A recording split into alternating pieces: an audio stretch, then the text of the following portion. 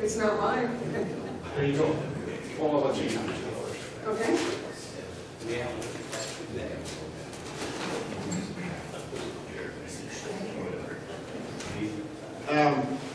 Anyways, first of all, just so I don't know everybody that's here, so maybe I should just kind of briefly let everybody know my involvement. I take care of the Republic of Texas YouTube channel, and I have my own YouTube channel called Sovereign Living, and so, but I take care of the Republic of Texas YouTube channel. And that was one of the things I wanted to encourage everybody to do, is to, we upload the jurisdiction conference call YouTube videos. I'm the one that makes them, and I upload them to the channel, and I send them out to an email list that I've collected. So if you get it, please send it to all your friends. We need 1,000 subscribers so that YouTube will let us be monetized. Originally, when I set up the YouTube channel, all we needed was 10,000 views, and just about the time that we got the 10,000 views, YouTube changed the rules, and then they wanted 1,000 subscribers, and so right now we've got about 550 subscribers. So if you could please, if I don't have your email address, if you could send it to me, that would be good. Get it to Ed or someone, and circulate it to your friends. We need 1,000 subscribers. Oh, and one thing is that there's an LLC, and I'm not going to mention the name because this is going to be on a YouTube video, but there's an LLC that is associated with the banking arrangements, and it's the registered agent bill has gone unpaid and it needs to be paid. So if you don't want to use the LLC, then that's fine, I don't really care. But if you want to have the banking, at some point they're going to cut off the banking because the LLC is dissolved, administratively dissolved. So, you know, we have to decide, Bruce and Ed and everybody, you got to decide whether you want to keep that thing going or not. Anyways, so that's a little background about what I do. Now, as part of my YouTube channel, I've uploaded about 400 YouTube videos, and Guys, Bruce, Ash. Were we talking to that? Yes. I'm sorry. We're trying to find your promo to stick up there. my promo, Yeah. which one's that? The one that you said that's what we could put in. I wasn't even aware of it. Okay. There you go. Anyways, so I'm a bit of a student of the law and have been for decades. And when this stuff was first brought to me back in like the early 90s, late 80s, I told the guy it was crazy. I do aerospace engineering consulting, and so I work with law and regulations all day, every day, as far as aviation is concerned.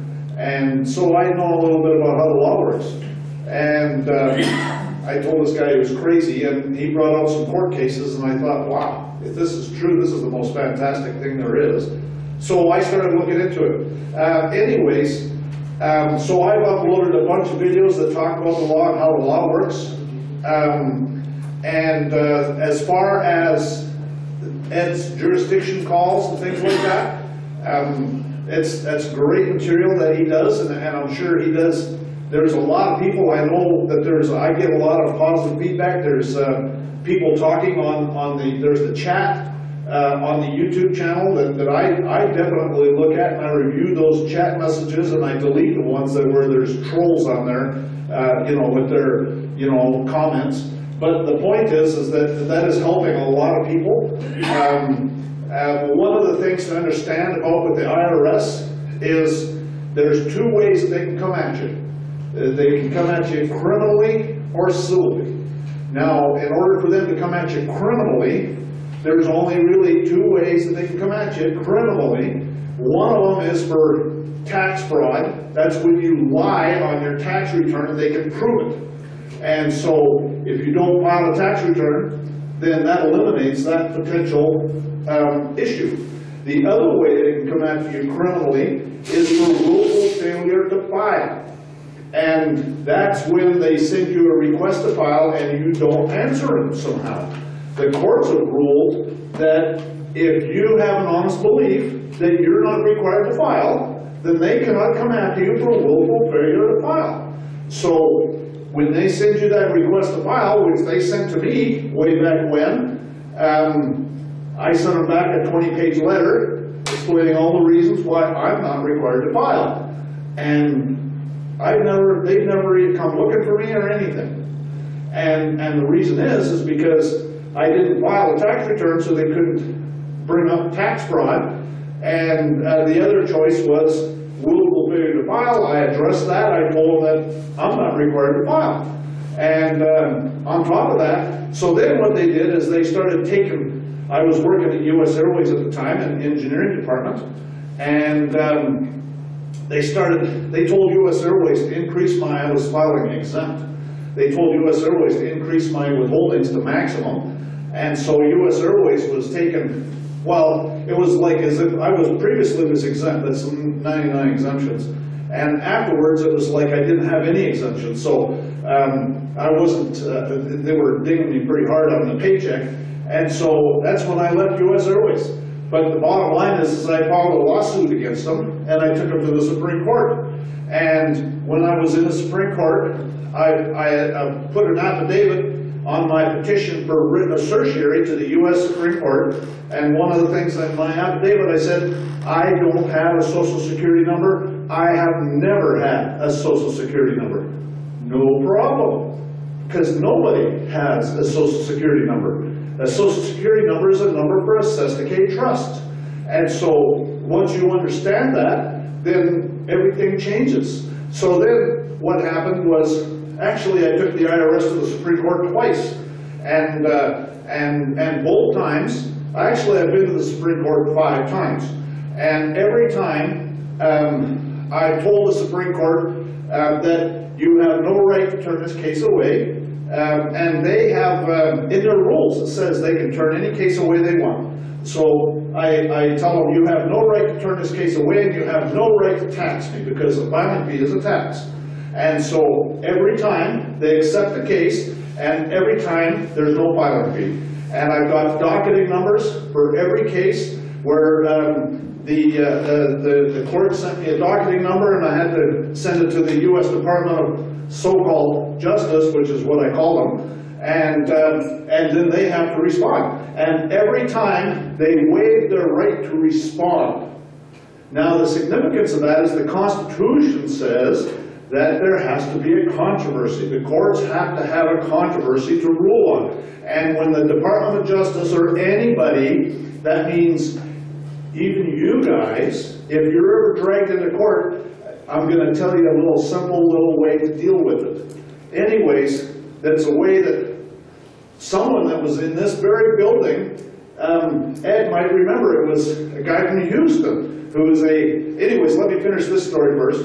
So what happened is I filed it, they accepted it, the Department of Justice waived their right to respond, and then the Supreme Court dismisses the case. Because there's no controversy, there's nothing to rule on. The Department of Justice, by waiving their right to respond, admits everything. Okay, they say, so what? We know about that. So, anyways, now a way that you can deal with any kind of case, a good example is there's a guy from Houston that was at the Jural Assembly meeting that Ed held here, what, is that about a month ago or 6 weeks ago? Yeah. Anyways, his name is Jock, and he's a plastic surgeon from Houston, and he told a little story that was very enlightening. He's a really smart guy. He's a plastic surgeon, so you don't get to be a plastic surgeon without having some brain cells. Anyways, he went and prepared he learned about the bankster thieves, and so he filed a lawsuit against the banks in Houston over his mortgage. And he had several hearings, and the judge in that case had him in jail several times for contempt of court. And so now there's another issue. There's something else that's going on that's a criminal matter because they're dragging him into court. He's having to go in there and answer something, and it's not related to this mortgage case, it's another case. But so they're dragging him in there, and he's going in there, and he walks in there, and he says this. He says, the first thing he says is, I'm here by special appearance, not general appearance. Then the second thing he says is that none of the facts are in dispute. Okay? And then the last thing he says is, I reserve all my rights without prejudice. And then he shut up. And he didn't say another word. And the judge looks at him, and then the judge looks at the prosecutors and started tearing a strip out the prosecutors. And he said, you ever bring this man in my court again, I'll have your bar card and I'll have you in jail. And as he's getting up and walking out, the judge says over his shoulder, he says, so why couldn't you say that in that mortgage proceeding? And then he leaves. So he's telling Jock what he should have done in the mortgage proceeding. So the point being is that, first of all, by special appearance means that you're not giving them jurisdiction, you're there to answer the charges, and that is all. And then when you say that none of the facts are in dispute, all of these court cases, they're all right. There are no courts, okay? This is a commercial transaction, is all it is. And so you could be an axe murderer. It wouldn't matter. The facts don't matter. They just make them up half the time. And so the facts don't matter. None of the facts are in dispute is eliminating the controversy. There's no longer a controversy. And so there's nothing for the court to rule on. And then the last words out of his mouth are, I reserve all my rights without prejudice. Well, that without prejudice, it's a commercial transaction. It falls under the Uniform Commercial Code. When you use that word, those phrase, without prejudice, you're bringing in common law. And so then the judge said, I've got a man in here. This is not a court for a man. This is a commercial court. And so he tears the strip off the lawyers. Don't ever bring this man in my court again. And so that is a really simple way that you can take care of any judicial proceeding. Really, it should work in any case. Now, another thing I wanted to bring up is Interest. is in addition is the IRS. Okay, so if you eliminate the criminal proceedings, then the only other thing they can do is come after you civilly, which means that they try and steal your property, which is what they did with me. Now, and there's lots of ways to protect yourself from that. Okay, one way is land patents. Now, I helped. I don't know how many of you remember Norman Sewell. He was a Chief Justice for the Republic of Texas for Robertson County for many years, and he passed away. Anyways, while he was alive, he did things for me and I did things for him. And one of the things I did for him is I helped him bring forward his land patent on his home. And the Tarrant County was harassing him all the time. And but we brought forward the land patent, and they still harassed him, but eventually he died. Now, his wife and kids, you know, they really didn't care about the Republic of Texas, and they didn't care about the land patent. So the thing about something like a land patent is you have to defend it. And so they didn't defend it. And so what happened is they sold his house in a tax sale.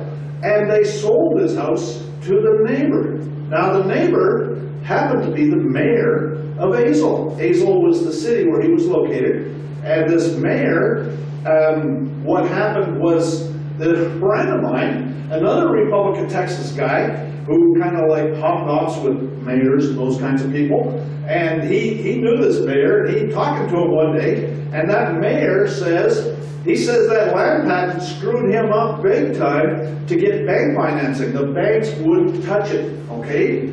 That's the power of the land patent, and if you really have ownership on your land, what will happen is it cannot be liened, okay? There's nobody, not even you, can lien your property if you bring forward all the rights and privileges of the original land patent.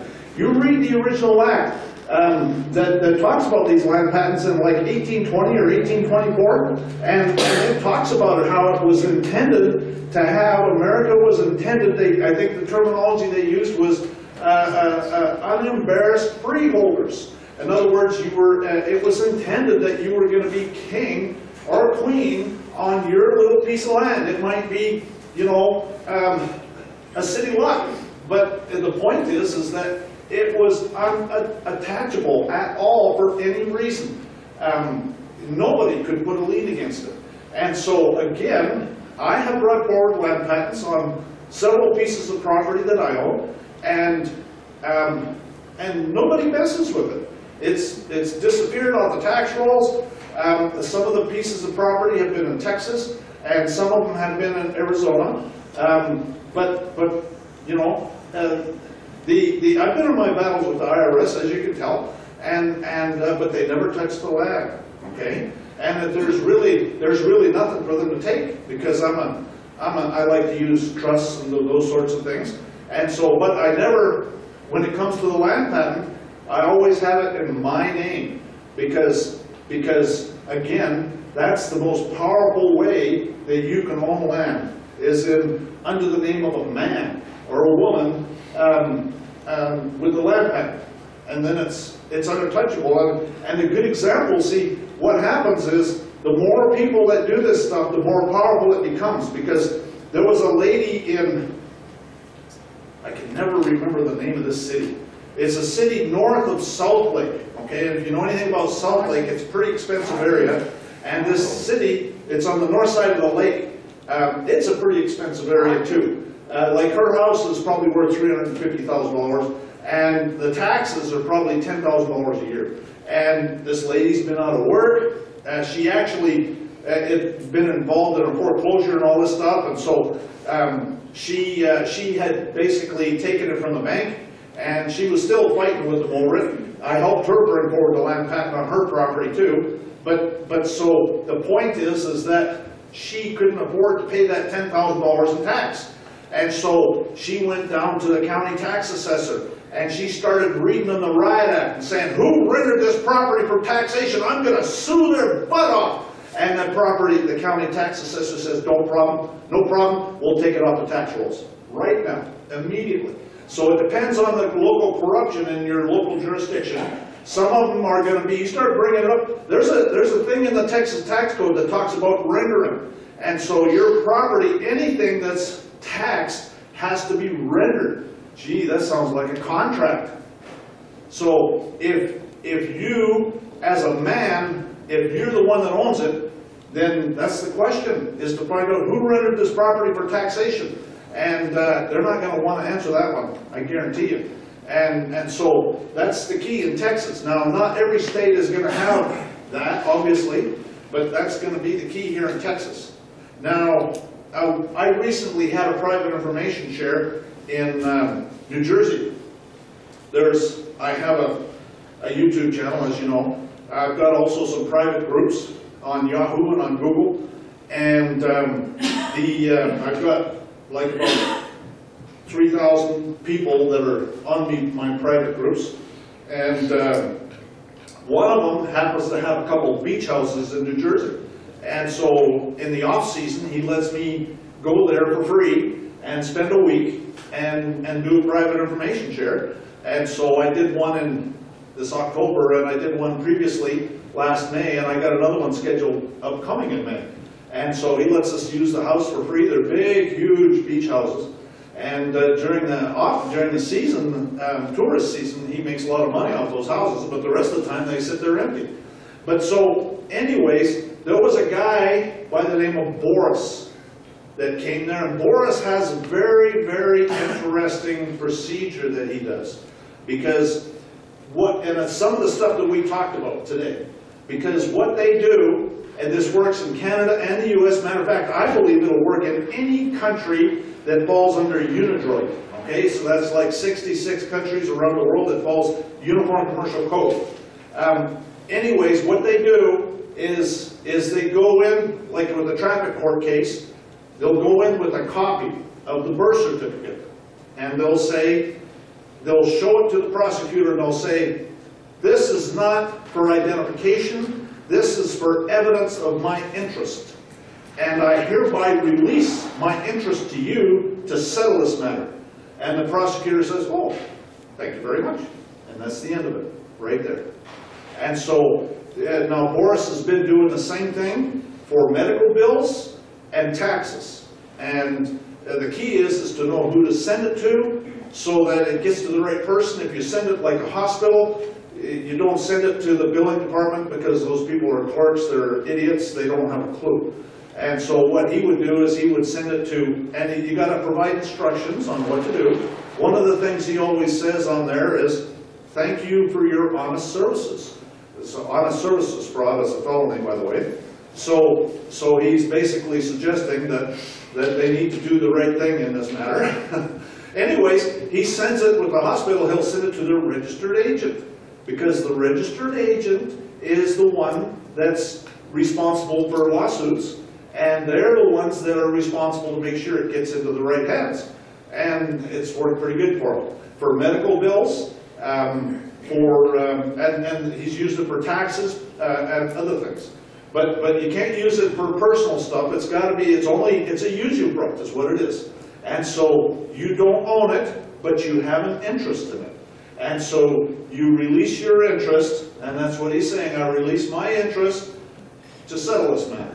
And so you're going in there as a man again, and they just want, it's just a money scam is all that these courts are. And so that's what they do. Now, there was something I was going to say about drill assemblies. Oh, that was probably the single most important thing we can do is drill assemblies. That is putting the power back in the hands of we the people. And I can't stress that more, too much. I can't stress it too much, is we have to convene our drill assemblies. Now, some people, Desi had mentioned that some people were afraid of that, and because of what happened with Susie Kamek. Now, we have to analyze that for a minute. Okay, because what happened with Susie Kamek is she got one of our RT judges to do some paperwork for her, and that was the mistake. Okay, it cannot come from one man. Okay, the Supreme Court, in the case, I think it's U.S. versus Williams or Williams versus U.S., it was, who was that judge that got killed out in West Texas or died mysteriously? Sorry? Scalia. Yeah, Scalia. He's the one that wrote the decision. And he said in there that the grand jury is not subject to regulation by the government. He said that the grand jury isn't even talked about in the Constitution. It's talked about, or it's implied in the Bill of Rights. And he said that the grand jury is the only thing that the courts can do is take the oaths, is administer the oaths of the jurors, and that is it. And the jury is completely out of control of the government, and so the proper procedure that Susie should have done, and we are at fault because we did not make this available to her, and we need to repent, is what needs to happen, if you think about it. So what should have happened is we should have convened a grand jury, and we should have brought some indictments if there was appropriate to bring indictments, and then once the indictments were brought, then it's natural that it would proceed to trial. And there's nothing they can do about that. There's the only thing they can do is they can go after one guy, which they did, and that was the mistake. And so we should have convened a grand jury. We should have done it exactly what Ed's talking about. And they can't. There's nothing they can do. There's well settled Supreme Court case law that talks about that. So, again, I can't stress enough the importance of grand jury and the power of it. And who do we know who we are? There's, even in their system, and I like Desi's idea of sending a letter too. I think that's a great idea. And if we could get 26 people to sign it, that's a grand jury. You ever seen a traffic court case or something like that, where somebody will bring in 26 witnesses, the judge would get up and leave the room. Because he knows he's committing felonies, and he knows there's a grand jury in there, and he knows he doesn't have anything to say about what they decide to do. And so it is extremely powerful, and there's nothing they can do about it. We, the people, need to, I guess, maybe grow some cojones. Anyways, that's about it. That's all I wanted to say. Thank you very much.